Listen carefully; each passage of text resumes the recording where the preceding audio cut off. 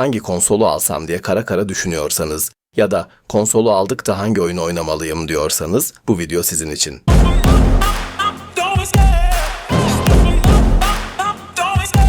Merhaba oyun severler. Bugün sizlere tüm zamanların en iyi 10 konsol oyununu sıralayacağız. Bu listeyi yapmak kolay olmadı. Onlarca iyi oyun içerisinden sadece 10 tanesini seçmemiz gerekiyordu ve bu bizi çok zorladı. Biz de ne yaptık? Her konsolun amiral gemisi denecek oyunlarını aldık. Sonrasında bunları kendi içinde Metascore ve kullanıcı puanlarına göre sıraladık. Video boyunca sağ üst köşeye baktığınızda sıralamada yer verdiğimiz oyunların bilgi kartlarını görebilirsiniz. Hangi yıl çıkmış, hangi konsolda oynanabilir, Metascore ve kullanıcı puanları kaç? Bu alandan takip edebilirsiniz. Videoya geçmeden önce şu hatırlatmayı da yapalım. Bu tarz videoları kaçırmak istemiyorsanız kanalımıza abone olmayı ve bildirim zilini açmayı unutmayın. Hadi başlayalım.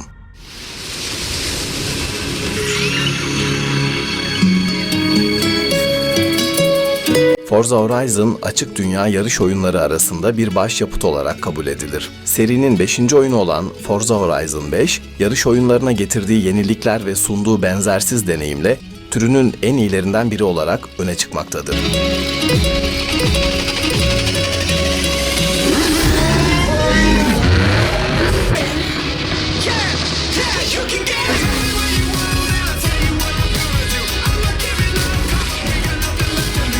Forza, yarış oyunları içinde gerçekten özel bir yere sahip ve Xbox'ın amiral gemilerinden biri. Forza Horizon, Gran Turismo ve Crew 2 gibi güçlü rakiplerini eleyerek Top 10 listemize girmeyi başardı.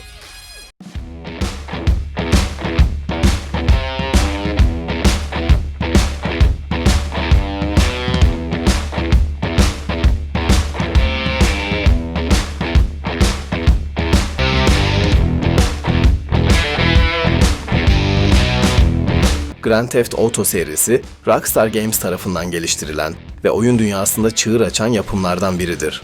Bu seri, yıllar içinde evrim geçirerek sadece bir oyun olmaktan çıkıp kültürel bir fenomen haline gelmiştir. GTA serisi, açık dünya oyunlarının gelişiminde en büyük mihenk taşlarından biri olmuştur.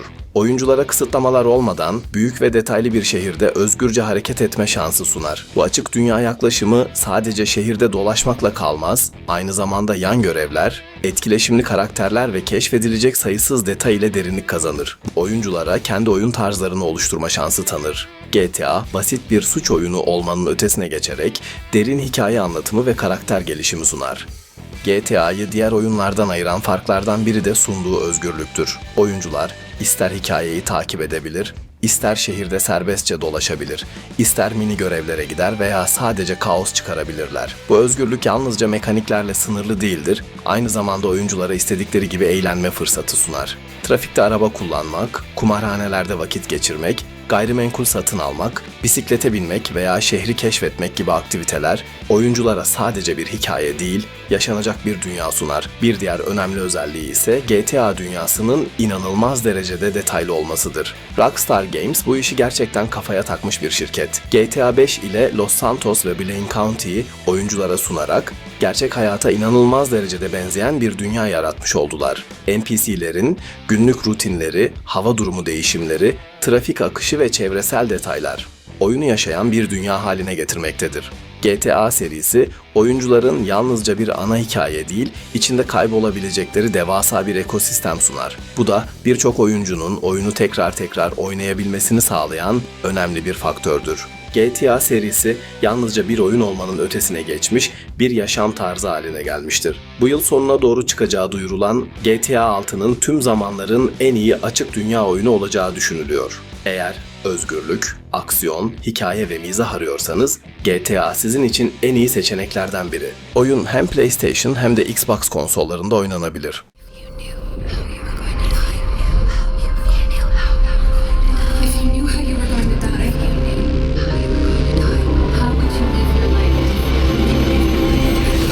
Halo, Microsoft'un Xbox ekosisteminin en önemli yapı taşlarından biri olan birinci şahıs nişancı oyun serisidir. 2001 yılında çıkan Halo Combat Evolved ile başlayan bu serüven zaman içinde büyüyerek devasa bir bilim kurgu evrenine dönüşmüştür. Klasik bir savaş oyunu olmanın ötesine geçen derin bir hikaye anlatımına sahiptir. İnsanlık Covenant adlı dini fanatik bir uzaylı ittifakı ile savaş halindedir. Serinin ana kahramanı Master Chief, bir süper asker olan Spartanlardan biridir ve yapay zeka Cortana ile birlikte insanlığın kaderini belirleyen olayların merkezinde yer alır. Seri boyunca Forerunners adlı kadim bir ırkın mirası, Halo yüzüklerinin sırrı ve Flood isimli ölümcül bir parazitin yayılması gibi olaylarla karşılaşırız. Halo, FPS türünün temel mekaniklerini geliştirerek oyunculara akıcı ve tatmin edici bir savaş deneyimi sunar. Oyun hem insan hem de Covenant silahlarını kullanma fırsatı tanır ve her biri benzersiz hissettirir. Halo serisi özellikle düşman yapay zekası ile rakiplerinden ayrılır. Covenant düşmanları savaş sırasında grup halinde hareket eder, geri çekilir, oyuncunun hareketlerine tepki verir ve stratejik hamleler yapar. Flood düşmanları ise tamamen farklı bir mekanikle çalışır. Kaotik ve saldırgan hareketleriyle oyuncuları sürekli tetikte tutar. Oyun dünyasındaki bu çeşitlilik her çarpışmayı farklı ve heyecan verici hale getirir. Halo'nun sinematik anlatımı ve müzikleri de oyunun atmosferini güçlendiren en önemli unsurlardan biridir. Martin O'Donnell tarafından bestelenen ikonik müzikler Halo'nun savaş alanında yaşattığı epik hissiyatı daha da pekiştirir. Özellikle Gregorian tarzı koro temalı ana oyun müziği, oyun tarihinin en ikonik melodilerinden biri olmuştur. Halo, bilim kurgu anlatımı, yenilikçi oyun mekaniği ve devrim niteliğindeki çok oyunculu modlarıyla oyun dünyasını şekillendiren bir efsanedir. Is everyone trying to kill you? It kinda seems like it.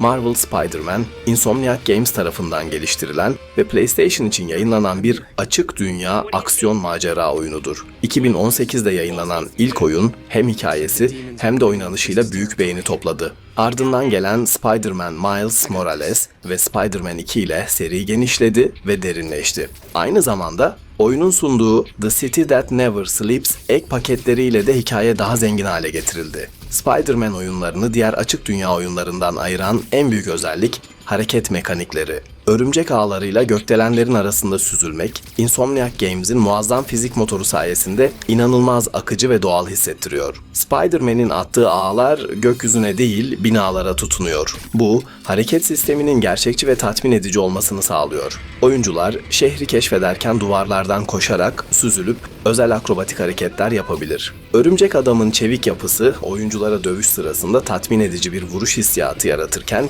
düşmanları duvarlara yapıştırma, ağ bombaları, elektrikli ağlar gibi farklı yetenekler dövüşlere stratejik bir boyut katmaktadır. Spider-Man oyunlarının açık dünya tasarımı New York'un en gerçekçi dijital yansımalarından biri olarak kabul ediliyor. Gündüz gece döngüsü ve dinamik hava durumu oyuncuların şehrin atmosferini deneyimlerken muhteşem manzaralar yakalamasına olanak tanıyor.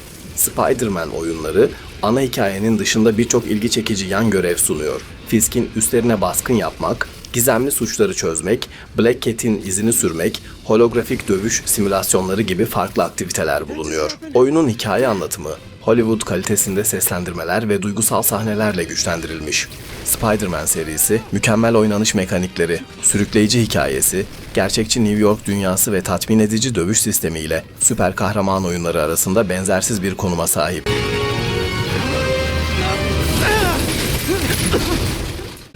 Yok canım. Ben kaderimizden memnunum. Buraya gel. Ben bir şans adamıyım ve kendi şansımı aramalıyım. Ganesh'in fil dişi. Tarihçilere göre fil dişi bir tür iktidar sembolüydü ama Uncharted, aksiyon macera türündeki en başarılı oyun serilerinden biridir. PlayStation'a özel olarak çıkan bu oyunlar, etkileyici hikaye anlatımı, sinematik aksiyon sahneleri ve karakter odaklı anlatımıyla öne çıkmaktadır.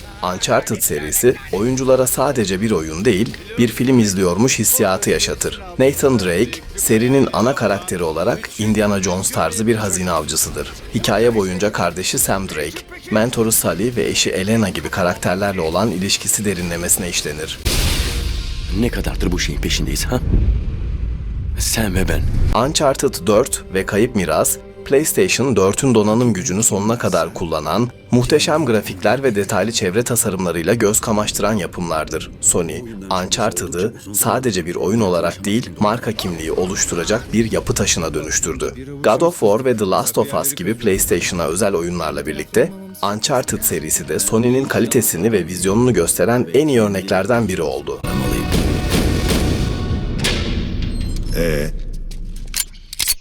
Kendi şansını aramaya hazır mısın? Sony'nin Türk oyunculara yönelik en büyük jestlerinden biri Uncharted 4 ve Kayıp Miras'ı tamamen Türkçe dublaj ile sunmasıydı. Türk oyuncular Nathan Drake'in maceralarını kendi dillerinde deneyimleyerek oyunun sinematik hissiyatını daha derinden yaşayabildi. Nathan karakterini seslendiren Okan Yalabık karaktere mükemmel bir uyum sağlamıştır. Bırak bence. Tüm zamanların en büyük korsan hazinesi şu anda bizim avuçlarımızda. Diğer yan karakterlerin seslendirme performansları da oyunun diyaloglarını daha etkileyici hale getirmiştir. Türkçe dublaj, aksiyon sahnelerinde bile doğal bir akış sunarak oyuncuları oyunun içine çekiyor. Hayatını yaşa.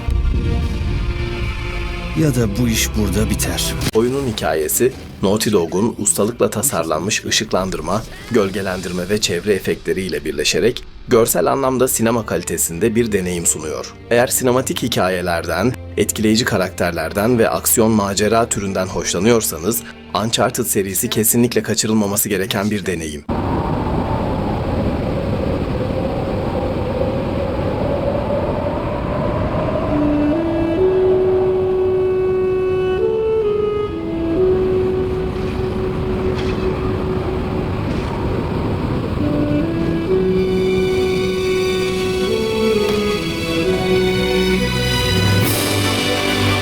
Ve geldik Nintendo'nun amiral gemisine.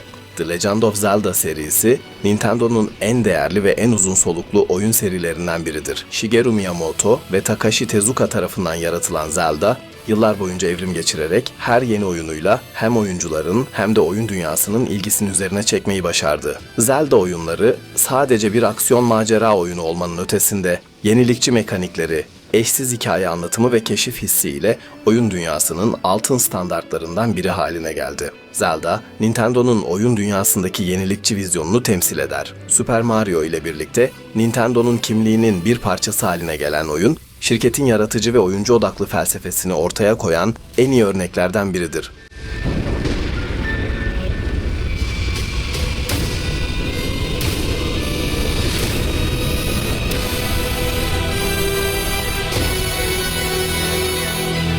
Zelda serisi dünya çapında 150 milyondan fazla kopya satarak oyun dünyasının en büyük serilerinden biri haline gelmiştir. Nintendo'nun en büyük gelir kapılarından biri olmasının yanı sıra sadık bir hayran kitlesi yaratmıştır. Zelda oyunları, oyunculara serbest keşif sunan dünyalarıyla tanınır. Breath of the Wild, modern açık dünya oyunlarına yepyeni bir bakış açısı kazandırmıştır. Oyuncuların istediği sırayla dünyayı keşfedebilmesi ve oyun içi sistemlerle yaratıcı çözümler bulabilmesi geleneksel açık dünya formülüne meydan okumuştur. Zelda oyunlarında yönlendirme yerine keşfetme odaklı bir tasarım anlayışı benimsenmiştir. Oyun, oyunculara herhangi bir görev yolu sunmadan çevreyi gözlemleyerek ilerleme hissi verir. Zelda oyunları, Link, Zelda ve Ganon arasındaki destansı çatışmayı merkeze alır. Her oyun, bu üç karakterin farklı evrenlerde ve zaman çizgilerinde yollarının kesiştiği yeni bir anlatım sunar.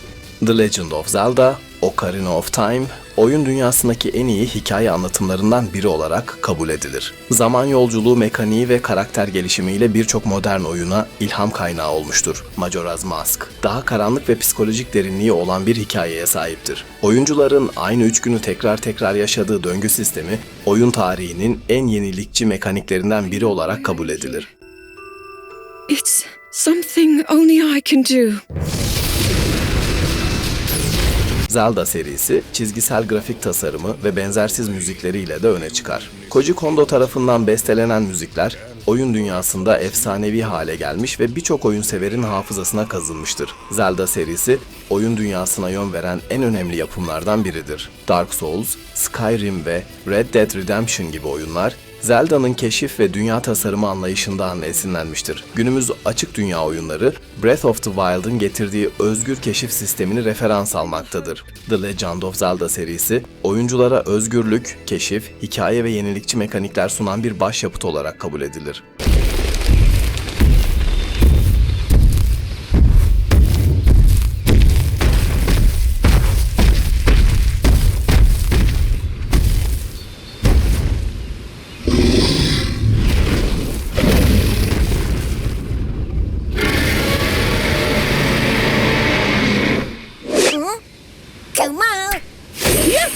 geldik Nintendo'nun bir diğer amiral gemisine. Çocukluğumuzun vazgeçilmez oyunu Super Mario, Metacritic sitesi kullanıcılarından 8.9 puan alarak Top 10 listemizin 4. sırasına yerleşti. Off the rails, but you know it's time to raise our sails. It's freedom like. Nintendo için Super Mario serisi sadece bir oyun değil, markanın temel direklerinden biri. 1985 yılında çıkan Super Mario kardeşler, platform oyunlarının temelini oluşturmuş ve türü yeniden şekillendirmişti. Super Mario Odyssey ise Nintendo'nun klasik formülünü modern oyun anlayışıyla mükemmel bir şekilde harmanlayarak seriyi bir üst seviyeye taşıdı. 2017 yılında Switch'in çıkışı ile birlikte bu konsolun en büyük oyunlarından biri olan Odyssey, konsolun başarısına büyük katkı sağladı. And if the dark clouds start to swirl, Oyun, klasik Mario öğelerini modern teknolojiyle mükemmel birleştirerek bir klasiğin yeni nesil platform oyunlarına nasıl yön verebileceğini kanıtladı. Oyuncular, gezegenler arası seyahat edebilen Odyssey gemisiyle farklı krallıkları keşfedebiliyor. Her dünya, kendine özgü temalar, mekanikler ve bulmacalar içeriyor. thing a switch. Get ready for the sun. Let's do the Odyssey. Super Mario Odyssey'nin en büyük yeniliği Mario'nun yeni şapkası Cappy. Cappy sayesinde Mario, düşmanları ve objeleri kontrol edebiliyor. Oyunda Goomba, Bullet Bill, Chain Chomp, hatta bir T-Rex bile kontrol edilebiliyor. Bu da oynanışı inanılmaz derecede çeşitlendiriyor. Şapka fırlatma mekaniği, Mario'nun platform yeteneklerini geliştiren ekstra hareketler ekleyerek oyunculara yaratıcı çözümler bulma imkanı sunuyor. Oh, there do I see my father. Oh, there do they call to me. Oh, there do they call to me. Oh, there do they call to me. God of War, aksiyon macera türünün en önemli serilerinden biridir. Mitolojik unsurlar, epik savaş sahneleri, derin karakter gelişimi ve etkileyici hikaye anlatımıyla öne çıkan bu seri, PlayStation markasının en güçlü ve ikonik oyunlarından biri haline gelmiştir. Uncharted, The Last of Us gibi serilerle birlikte PlayStation'ın hikaye odaklı oyunlara olan yatırımını destekleyen en büyük yapımlardan biri olmuştur. Grafik, yapay zeka ve sinematik anlatım açısından PlayStation'ın sınırlarını zorlayan oyunlardan biridir. There's only one person who can get you where you need to go. They call me Mamiya, smartest man alive. God of War serisi her yeni oyunu ile PlayStation konsollarının satışlarını ciddi oranda artırarak Sony'nin gelir akışına büyük katkı sağladı. Seri 2005'ten 2013'e kadar Yunan mitolojisi ekseninde ilerlerken 2018'deki God of War ile İskandinav mitolojisine geçiş yaptı. Bu geçiş sadece hikaye açısından değil, oynanış ve anlatım açısından da büyük farklar getirdi. Eski oyunlarda sabit kamera açıları ve hack ve slash tarzı savaş mekanikleri ön plandaydı. Kratos, Yunan tanrılarına karşı amansız bir intikam yolculuğuna çıkıyordu. Devasa boss dövüşleri, sinematik sahneler ve mitolojik yaratıklara karşı savaşmak serinin temel taşlarıydı. 2018 itibariyle eski sabit kamera yerine 3. şahıs, omuzüstü kamera açısı benimsendi. Bu sayede oyuncular Kratos'un dünyasını daha yakından deneyimleyebiliyor. Kratos artık sadece öfkeli bir savaşçı değil, aynı zamanda baba rolüyle daha duygusal ve derin bir karaktere dönüşüyor. The boy's true nature, your true nature fights within him. Yeni oyunlarda silah ve yetenek geliştirme sistemleri, açık dünya, keşif unsurları ve yan görevler eklenerek oynanış çeşitliliği artırıldı. Serinin yeniden doğuşu olarak kabul edilen God of War, PlayStation tarihinde en yüksek puan alan oyunlardan biri oldu. Ragnarok, 9 diyarın tamamının keşfedilebilir olmasını sağlayarak seriyi daha büyük bir hale getirdi. İlk oyunda bir çocuk olan Atreus, bu oyunda kendi kaderini çizmeye çalışan bir genç olarak karşımıza çıkıyor. Oyunda sıklıkla Kratos'un Thor ve Odin gibi tanrılarla olan savaşına tanıklık ediyoruz. Özellikle Thor ile yapılan dövüşler, oyun dünyasındaki en unutulmaz sahnelerden biri olmuştur.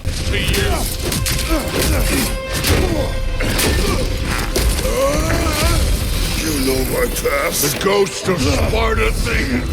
Yeah. Then you know what I'm capable of. Show me.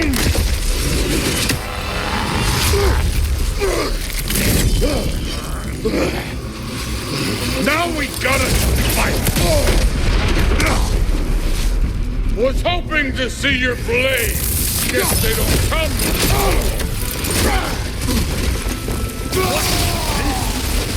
Now we're talking!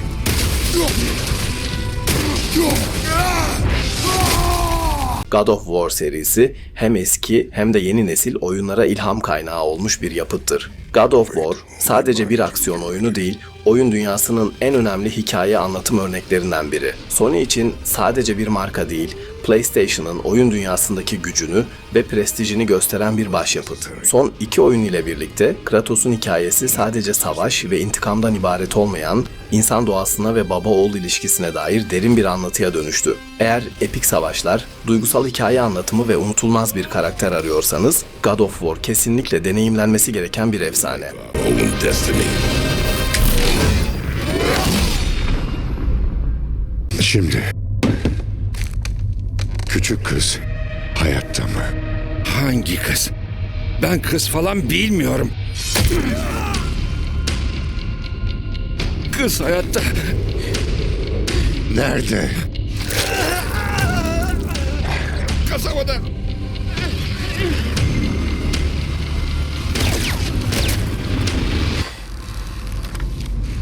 Naughty Dog tarafından geliştirilen ve Sony Entertainment tarafından yayınlanan The Last of Us, oyun dünyasında sinematik anlatımın, karakter gelişiminin ve duygusal derinliğin en iyi örneklerinden biri olarak kabul edilir. 2013 yılında PlayStation 3 için çıkan oyun, büyük bir başarı elde ederek yıllar içinde bir kült haline geldi.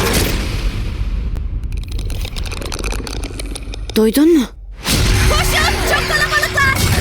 The Last of Us, çıkış yaptığı yılın oyunu ödülünü kazanan oyunlardan biri oldu ve devam oyunuyla birlikte PlayStation'ın en güçlü markalarından biri haline geldi. Sony, Uncharted, God of War, Ghost of Tsushima gibi yapımlarla PlayStation markasının güçlü anlatımla nasıl birleştirilebileceğini gösterdi. Ancak The Last of Us, bu anlatımın zirveye ulaştığı oyun oldu diyebiliriz.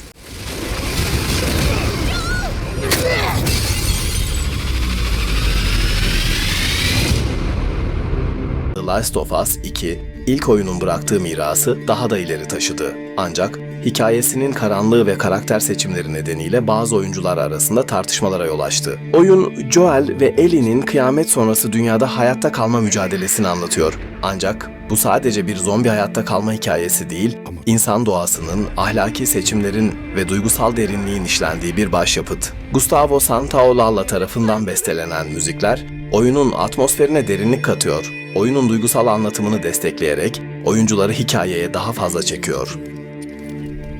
İlk oyundaki lineer yapıya kıyasla Part 2, daha geniş keşif alanları ve daha fazla etkileşimli çevre sunuyor. Düşmanlar artık birbirleriyle iletişim kuruyor, oyuncunun hareketlerini takip ediyor ve daha gerçekçi tepkiler veriyor. Uncharted'da olduğu gibi The Last of Us oyunlarının da Türkçe dublaj seçeneğiyle sunulması, Sony'nin Türkiye'deki oyun topluluğuna verdiği önemi gösteriyor. Ben de aynı şeyi istiyorum. Ama bedel ödemeden.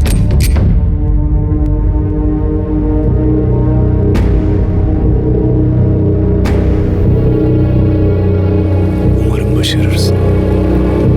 The Last of Us, hikaye anlatımı, karakter gelişimi, oynanış mekanikleri ve atmosferiyle oyun dünyasında eşsiz bir yere sahip. Eğer unutulmaz bir hikaye, duygusal derinlik ve gerçekçi bir hayatta kalma deneyimi arıyorsanız, The Last of Us kesinlikle oynanması gereken bir başyapıt. Make him change. Very funny. What is that?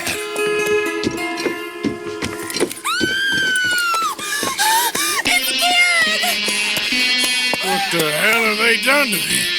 Look. Geldik listenin zirvesine. Red Dead Redemption 2. Rockstar Games'in Red Dead Redemption serisi, açık dünya oyunları içinde eşsiz bir konuma sahiptir. Vahşi Batı atmosferini detaylı ve gerçekçi bir şekilde sunan bu seri, tüm zamanların en iyi konsol oyunu unvanını fazlasıyla hak ediyor. Çünkü o, bir oyundan çok daha fazlası. Hem hikayesi hem de oynanış mekanikleriyle türünün en başarılı örneklerinden biri kabul edilir. Bu oyun, John Marston karakterinin derin hikayesi ve unutulmaz atmosferiyle büyük beğeni topladı. Red Dead Redemption 2 ise bugüne kadar yapılmış en detaylı açık dünya oyunu olarak kabul edilir.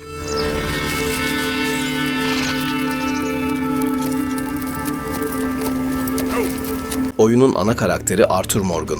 oyun dünyasındaki en derin karakterlerden biri olmuştur. Arthur'un güçlü ama kırılgan kişiliği, hikaye ilerledikçe oyuncunun seçimlerine göre değişir. Oyuncular, Arthur'un nasıl biri olacağını seçebilir, insanlara yardım edebilir veya tamamen acımasız bir kanun kaçağı olabilir. Çete içindeki ihanetler, dostluklar ve hayatta kalma mücadelesi Red Dead Redemption'ı bir aksiyon oyunundan daha fazlası haline getirir. Red Dead Redemption, oyunculara benzersiz bir oynanış deneyimi sunar. Gerçekçi silah mekaniği, her silahın farklı hissettirmesini sağlar. Dövüşlerde zamanı yavaşlatma ve hedefleri belirleme mekaniği, aksiyon sahnelerini daha etkileyici hale getirmiştir.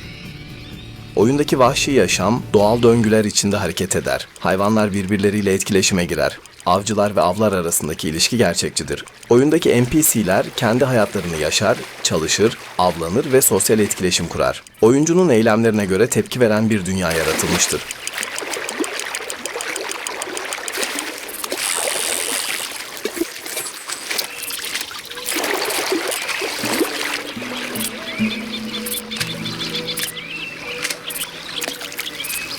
Oyundaki atlar gerçekçi şekilde animasyonlandırılmıştır ve her biri farklı kişiliklere sahiptir. Oyuncular atlarıyla bağ kurabilir, onları eğitebilir. Arthur'un yeme, dinlenme, kamp yönetimi gibi detayları oyunun RPG elementlerini güçlendirir. Rockstar Games'in açık dünya oyunlarına getirdiği devrimsel değişiklikler Red Dead Redemption'ı sadece bir oyun değil, aynı zamanda bir sanat eseri haline getiriyor.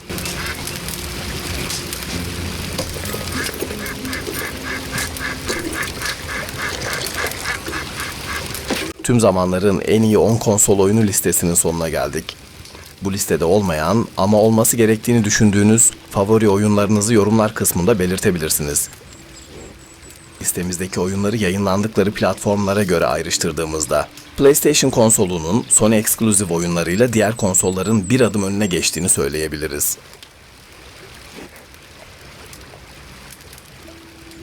Videonun sonuna geldik. Videoyu beğendiyseniz ve bunun gibi daha çok içerik görmek istiyorsanız videoyu beğenmeyi ve kanalımıza abone olmayı unutmayın. Bir sonraki videoda görüşmek üzere, kendinize iyi bakın ve özgür zihinlerle kalın.